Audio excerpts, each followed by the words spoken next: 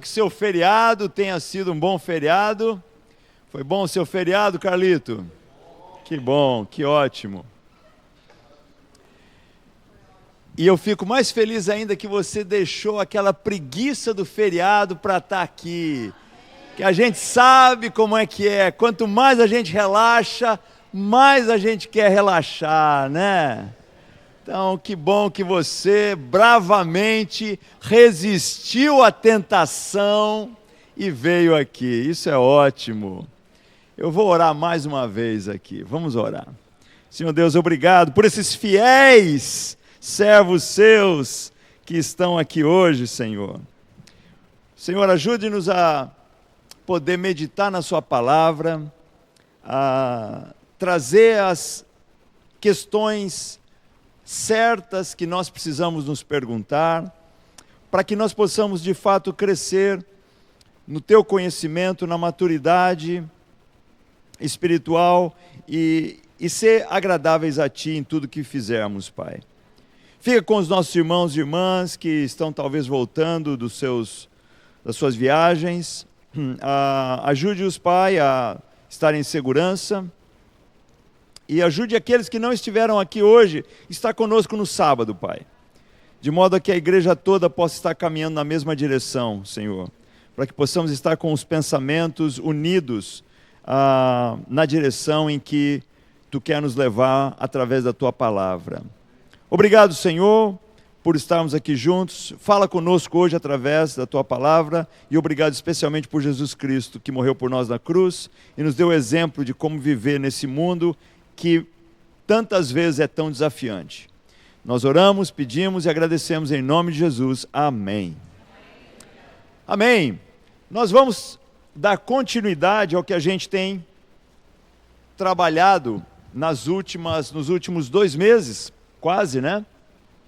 E a gente tem falado sobre de volta às Escrituras. Esse já é nosso 4º encontro falando sobre isso.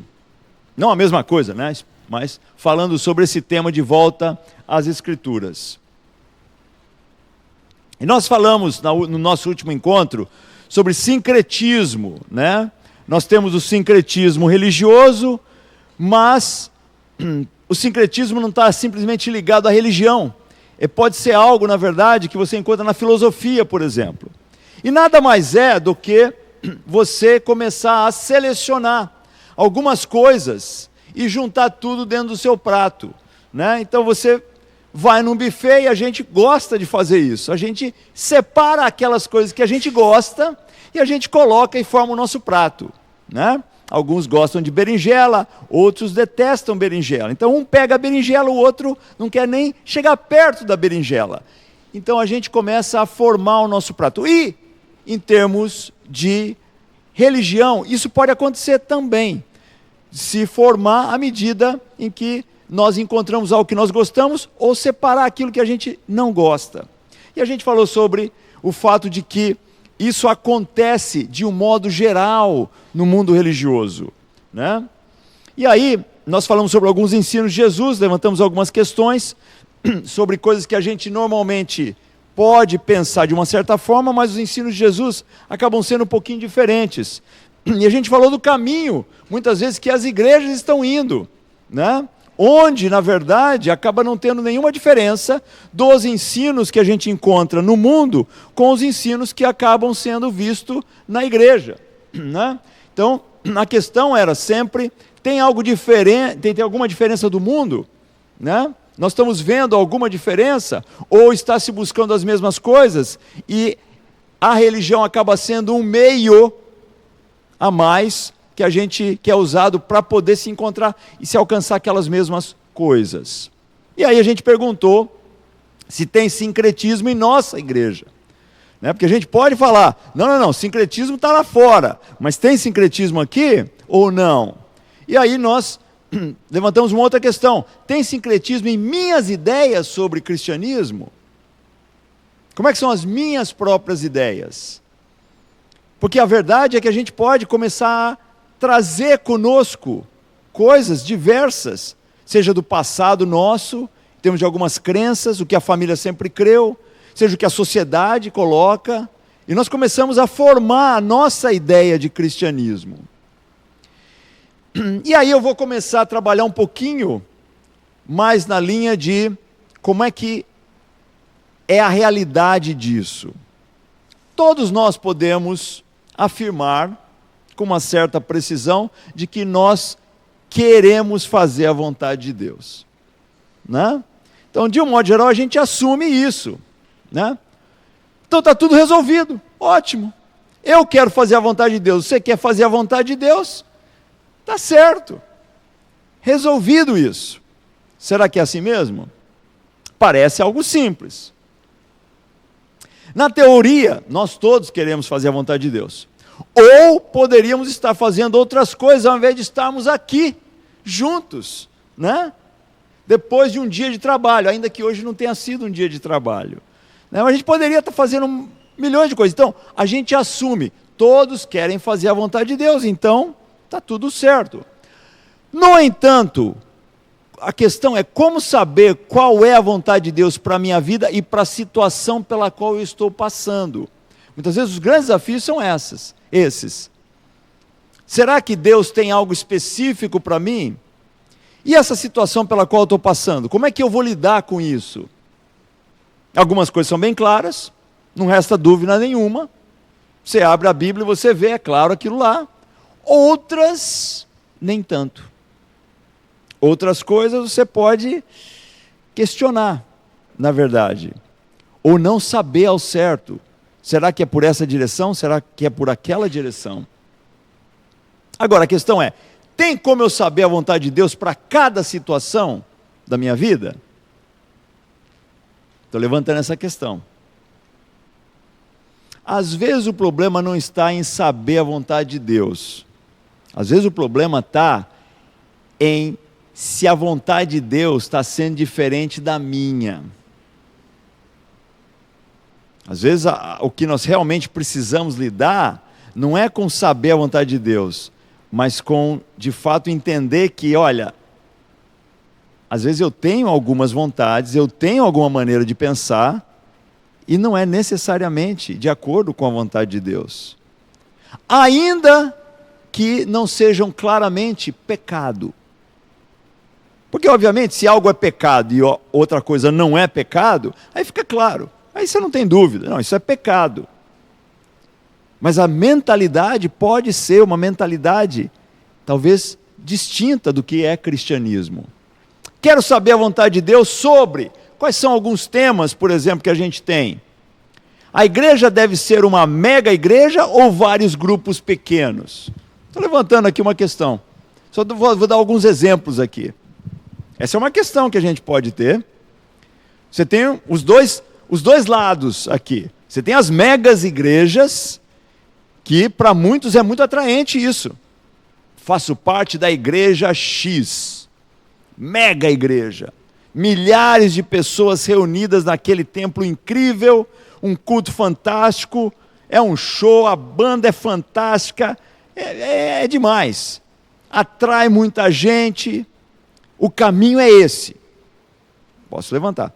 Não, o outro grupo pensa o contrário. Não, o negócio é a gente ter pequenos grupos onde os relacionamentos são íntimos e a gente vai estar espalhado por toda a cidade, diversos cantos da cidade. Uma outra questão, deve-se ter pregação da maneira como a maioria das igrejas fazem? Ou deveria ser uma reunião onde cada um tem a oportunidade de compartilhar? Uma questão que você pode levantar.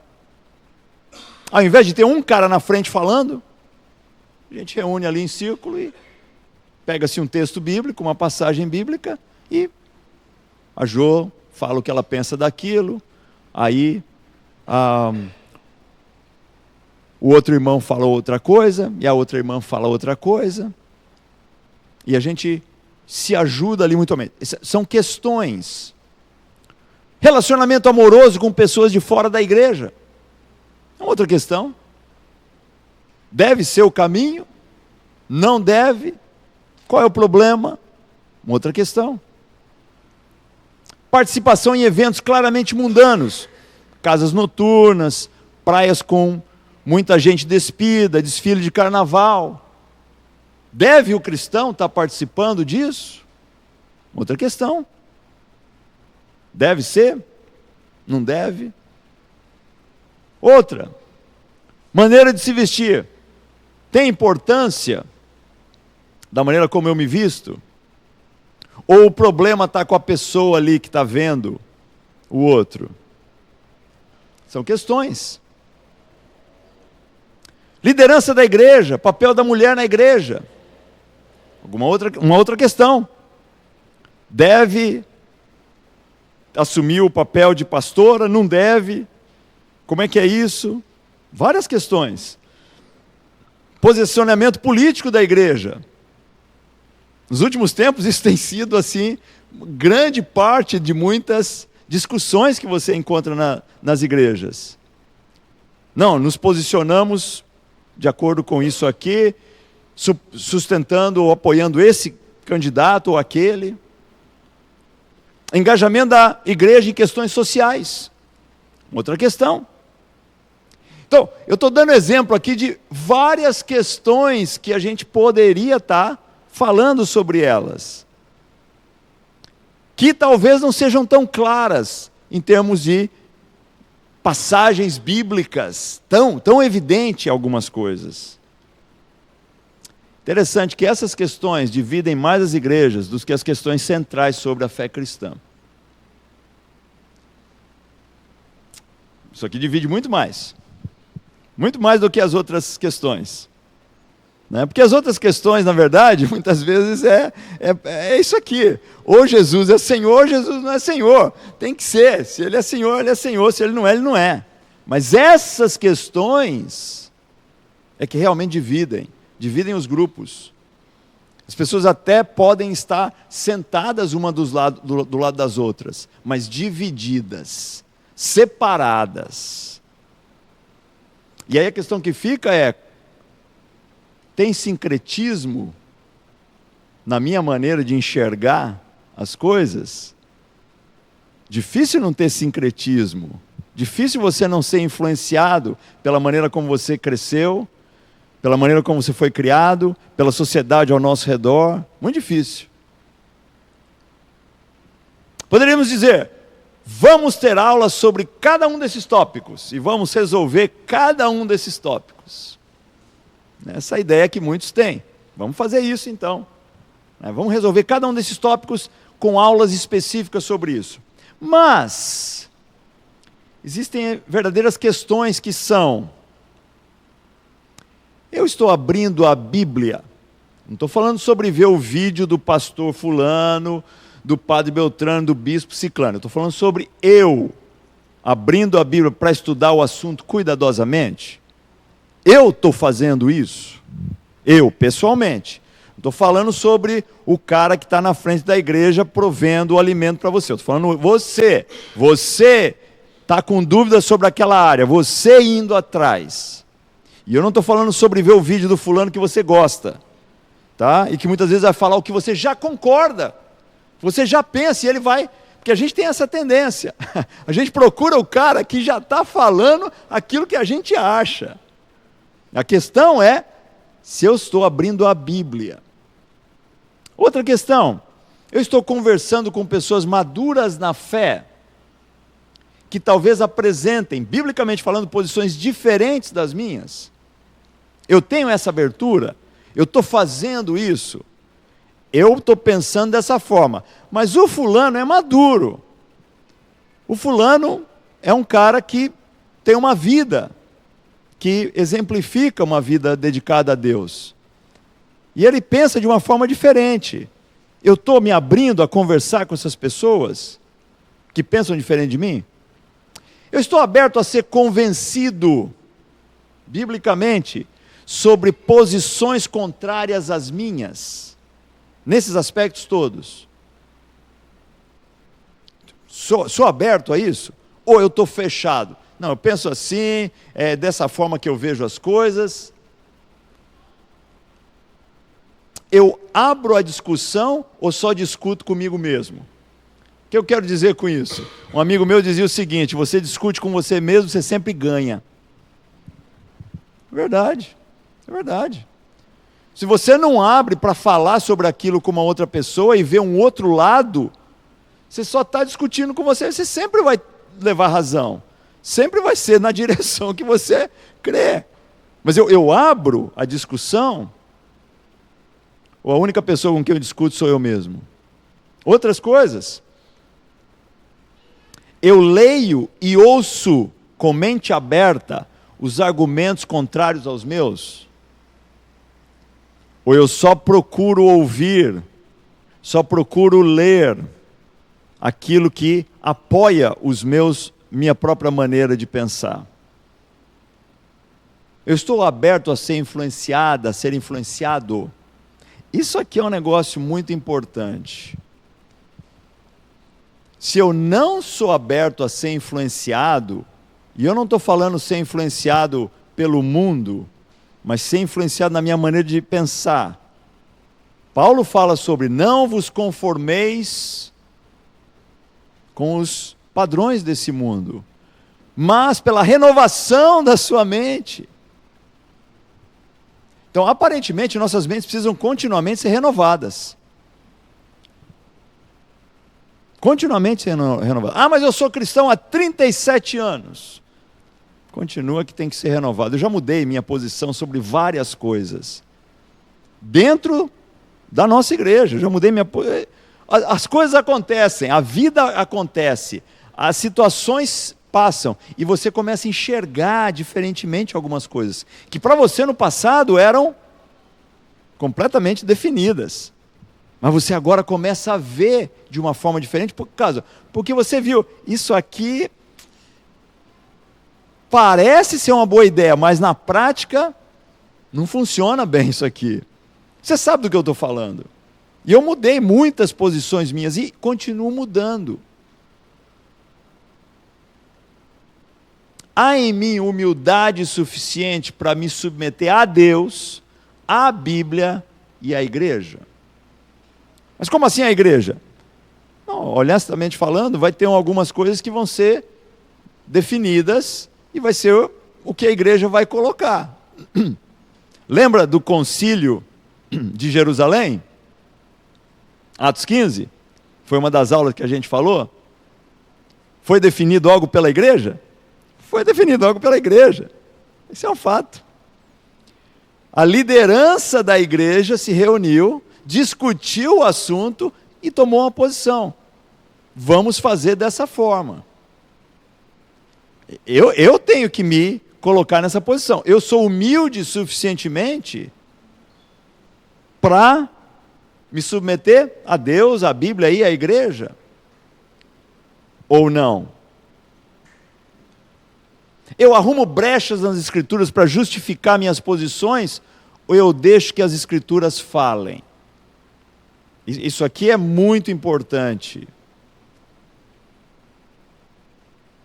Porque eu posso argumentar usando alguns textos em função daquilo que eu quero provar. Aí eu posso pegar coisas isoladas. Isso acontece muito. Tenho certeza que eu quero fazer a vontade de Deus, ou na verdade o que eu quero é que minha visão e minha vontade sejam acatadas? Uma outra pergunta importante. Se a visão de Deus, se a vontade de Deus é diferente da minha, isso está acima e a minha vontade fica em segundo plano?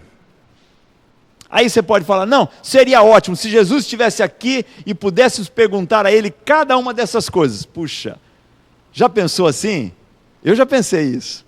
Não, se Jesus estivesse aqui, eu ia ter algumas perguntas para Jesus. E aí o que Jesus falasse, aí eu ia fazer. Será que é verdade isso? Não se deixe enganar. Muitos de nós não iríamos gostar de algumas das respostas e das posições de Jesus. Tenha certeza disso. Tenha certeza disso. Algumas das minhas posições, se eu visse Jesus respondendo aquilo, eu ia ficar, Não sei não. Tenho certeza disso. Foi assim quando ele estava aqui. E não ia ser diferente hoje. Quando Jesus estava aqui, eles fizeram muitas perguntas para Jesus. E o que aconteceu? Os próprios discípulos não estavam muito convencidos sobre algumas posições que Jesus tomou.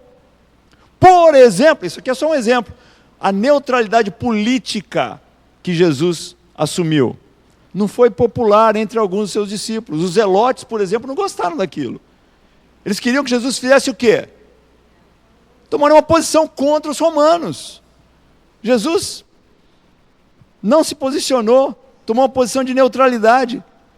Os zelotes, que eram parte dos discípulos dele, não gostaram disso. Mas o que Jesus estava? Obviamente a coisa foi mudando, se alterando, mas não nos iludamos achando que, não, se Jesus estivesse aqui, eu ia acatar tudo, não ia ter nenhum problema. Não é verdade isso. Teríamos problema com o próprio Jesus, com algumas posições dele, com algumas atitudes dele, com a maneira dele de agir ou deixar de agir sobre algumas coisas. E aí, no nosso primeiro encontro, 2 meses atrás, a gente fez 2 perguntas, e uma delas era essa: qual deve ser a base para se alcançar a unidade? Minhas convicções pessoais? O que eu sinto ser o correto? Lógica humana? O que faz sentido para mim? E a resposta sempre é não. A Escritura deve ser. Mas como nós falamos, existe limitações quando a gente coloca só a Escritura. Por quê? Porque as Escrituras não são específicas sobre cada uma das pequenas discussões. Algumas são. Estou usando as Escrituras para me guiar ou para justificar minhas ideias? Eu peguei isso aqui como exemplo, tá? Isso aqui é um exemplo. Em Tito, capítulo 1, no versículo 15, a primeira parte do versículo 15, eu já ouvi pessoas usando isso aqui para justificar. Não, eu tenho liberdade em Cristo, eu não estou entrando no mérito da questão se é certo ou errado. Eu me visto da maneira como eu quero me vestir, eu tenho liberdade em Cristo. O problema é que para os puros, todas as coisas são puras, contudo para os impuros e descrentes, nada é puro.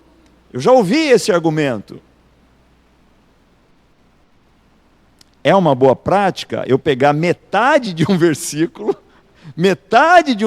isolado e construir toda a minha tese sobre o porquê que eu faço ou deixo de fazer algo em cima de metade de um verso, sem o contexto? É uma boa prática essa? Estou levantando a questão. Mas isso acontece. Isso acontece. Eu tenho uma opinião sobre algo, eu não quero mudar aquilo na minha vida, então eu crio a minha argumentação e eu pego um versículo isolado ali. Não. O problema está na outra pessoa que é impura, não em mim. Eu estou me vestindo assim porque é o que eu gosto, eu tenho a liberdade cristã. O problema é o outro. De novo, não estou dizendo se é certo ou errado, eu estou colocando aqui a argumentação que nós podemos estar usando. Qual o propósito das Escrituras, pessoal? O propósito das Escrituras, segundo ela mesma, é nos tornar sábios para alcançar salvação. Esse é o propósito das Escrituras, né? Então, se a gente abrir lá, 2 Timóteo 3, todo mundo conhece esses versículos aqui, 14 e 15, diz assim: quanto a você, e aqui é Paulo falando com Timóteo, quanto a você, Timóteo, né? Porém, permaneça nas coisas que aprendeu e das quais tem convicção, pois sabe de quem as aprendeu. Ele está falando aqui sobre o fato de que, porque desde criança, você conhece as Sagradas Escrituras. A mãe e a avó dele eram judias e tinham introduzido na vida dele as Escrituras, no Velho Testamento. Você conhece as Escrituras, as Sagradas Escrituras, que são capazes de torná-lo sábio para a salvação. por meio da fé em Cristo Jesus, torná-lo sábio para a salvação. Então existe algo que a Bíblia pode nos dar, que nos faz alcançar um nível de sabedoria que nos conduz a Deus e, consequentemente, a salvação. Então esse é o papel das Escrituras nas nossas vidas. Ela pode nos conduzir à salvação. Agora, tudo vai depender de como é que eu estou usando as Escrituras e qual é a minha atitude, o meu coração sobre isso. Estudo de caso aqui. Nós vamos ver aqui uma passagem, um texto muito interessante. E esse texto é em Mateus capítulo 22, começando no versículo 23. Né? Uma interação que aconteceu aqui entre Jesus e os saduceus. Os saduceus eram um grupo, uma seita, digamos assim, dentro do judaísmo, assim como os fariseus eram também uma divisão dentro do judaísmo, e os saduceus não acreditavam na ressurreição, tá? Então, todo o contexto teológico deles tinha a ver com esse mundo. Então, as coisas eram aqui, né? Depois de morrer, não tinha. Era uma maneira deles de pensar. E eles construíam toda a sua teologia e a sua maneira de conduzir sua vida em cima disso. E aí, numa interação com Jesus, acontece algo interessante. Naquele mesmo dia, os saduceus, que diziam não haver ressurreição, aproximaram-se dele com a seguinte questão. De novo, Jesus, quero ver se esse Jesus tem condição de me responder. Mestre! Então começa, né, já chamando ele de mestre, né, uma certa bajulação aqui. Moisés disse, ele já traz a coisa lá, Moisés, nós estamos falando aqui de Moisés, então tinha uma argumentação aqui baseada nas Escrituras. Moisés disse que se um homem morrer sem deixar filhos, o irmão desse homem deverá se casar com a viúva e gerar descendência para o seu irmão. Isso aí está na lei, de fato você encontra isso aí lá, né? Elas assim como deveriam ser conduzidas essas situações. Ele fala, havia entre nós 7 irmãos. Aí ele começa a trazer uma argumentação que não é bíblica, que é da mente deles, que faz sentido para eles, que vai apoiar o ponto deles. Havia entre nós 7 irmãos. O primeiro casou-se e morreu. Acontece. Como não teve filhos, deixou a mulher para o seu irmão. A mesma coisa aconteceu com o segundo, com o terceiro até o 7º. Caramba, eu tive uma tia, era uma tia-avó minha, né? Que ela enterrou 3 maridos, né? Quer dizer, caramba, você nem ia querer chegar perto dessa tia, né? Caramba, 3 maridos. Essa aqui enterrou 7, né?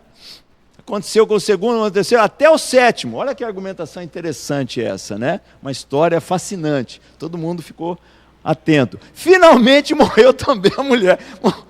Uma hora ia chegar a hora dela, né? Num momento ia chegar a hora dela. Finalmente ela morreu também.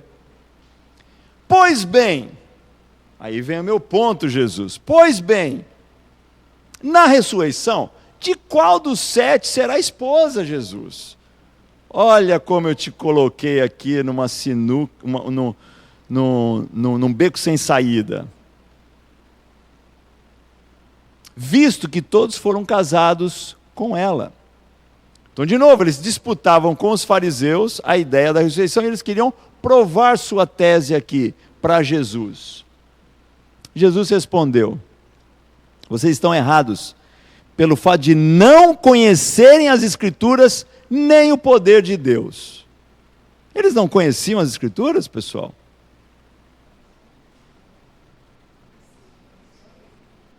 Depende do que a gente entenda de conhecer as Escrituras. Eles conheciam os textos. Os textos eles conheciam. Mas talvez eles estivessem pegando partes para justificar o que já era a posição deles. Já era o que eles queriam acreditar. Então, o conhecer as Escrituras não tinha a ver somente com você saber do texto. Tinha a ver com você estar usando as Escrituras de uma maneira que não é para ser usada. Jesus continua dizendo, na ressurreição, as pessoas não se casam, nem são dadas em casamento. Então, aproveite o relacionamento com a esposa e com o marido agora, tá? Porque não vai... a gente vai estar juntos pela eternidade. Pode até estar junto lá, mas não como casados, tá? Mas são como os anjos no céu. Ou seja, é uma outra realidade. Você vai ser um ser espiritual. Casamento nem é o ponto mais, tá? Casamento é aqui para, talvez, em alguns casos é o contrário, né? Mas talvez minimizar a dureza dessa vida, né? Em alguns casos complica mais essa vida, né? Quanto à ressurreição dos mortos, vocês não leram o que Deus disse a vocês? Eu sou o Deus de Abraão, o Deus de Isaque e o Deus de Jacó.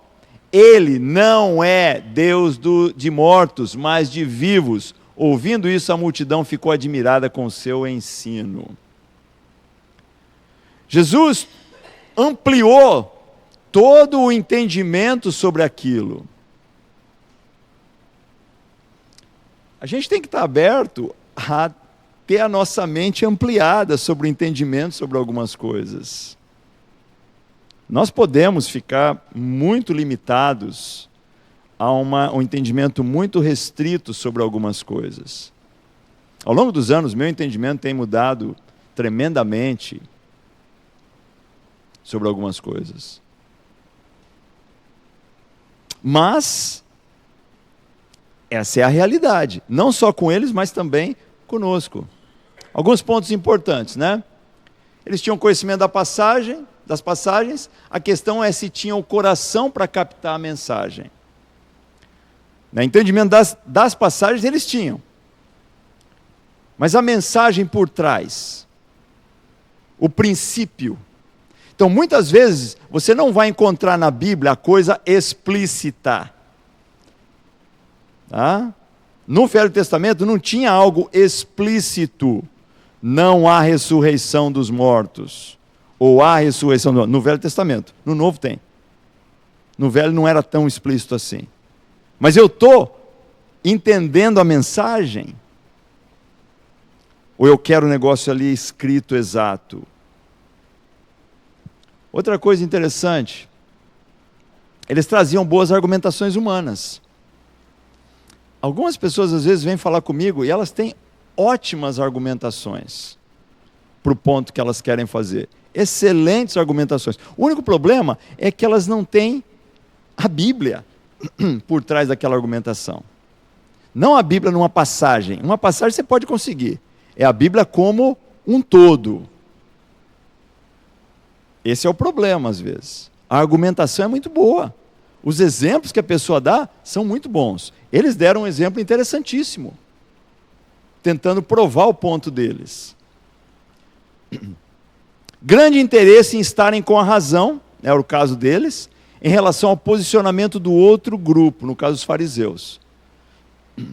Então, a gente sempre tem que estar olhando para o nosso coração. Eu estou aberto a ceder no meu ponto de vista? Ou para mim o mais importante é que eu prove o meu ponto de vista? Isso é o que para mim importa. A gente tem que tomar cuidado com o sincretismo, porque ele existe. E ele não é só fora daqui não, ele existe entre nós. Ele existe na minha vida. Eu começo a trazer isso. Às vezes, eu já compartilhei isso aqui com vocês, às vezes eu preciso parar de ver notícia. Preciso parar. Eu falo, chega, não vou ver, vou ficar um mês sem ver nada em termos do que está acontecendo na sociedade, para que eu me concentre na palavra de Deus. Às vezes eu preciso fazer isso. Porque o que precisa me influenciar é a palavra de Deus, não o que está acontecendo no mundo. Não, não, mas é importante saber o que está acontecendo no mundo. É importante num sentido. Mas se vai desvirtuar a minha maneira de pensar, em termos de pensar espiritualmente, deixa isso. E desvirtua. E tem desvirtuado muitos. As notícias acabam tendo mais impacto na pessoa do que a palavra de Deus. Elas ficam mais apaixonadas pelo que está acontecendo na sociedade do que elas são apaixonadas pelas Escrituras. Elas se apaixonam mais por um comentarista, por uma pessoa na liderança do país, por um isso, por um aquilo, do que elas são apaixonados pela palavra de Deus. Isso é perigosíssimo. O que a gente vai fazer agora é dividir em grupos de 3, tá? E a gente vai conversar um pouquinho sobre essas duas perguntas. Como eu lido com assuntos polêmicos e que não são evidentes nas Escrituras? Como é que eu pessoalmente lido? Segundo, qual deve ser minha atitude frente a uma irmã ou irmão que tem um posicionamento diferente do meu sobre um determinado assunto? Tá? Então eu gostaria agora que a gente se separasse e a gente vai conversar um pouquinho sobre isso. Grupo de 3, tá bom? Vai em frente, valeu!